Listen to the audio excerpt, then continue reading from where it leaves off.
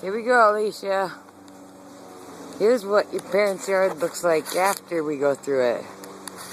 Okay, we still got quite a bit to do. We're doing the back right now.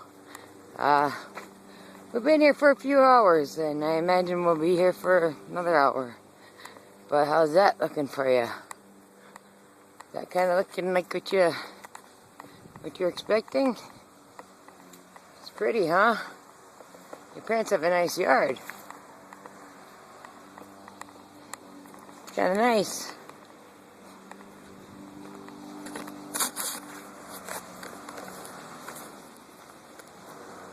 You know, if next year, if your dad's health isn't improving much, be willing to come over here and do this for a cut rate price, because we've got a customer just across the ditch there, so we're already coming over here, so we could give you a really good rate.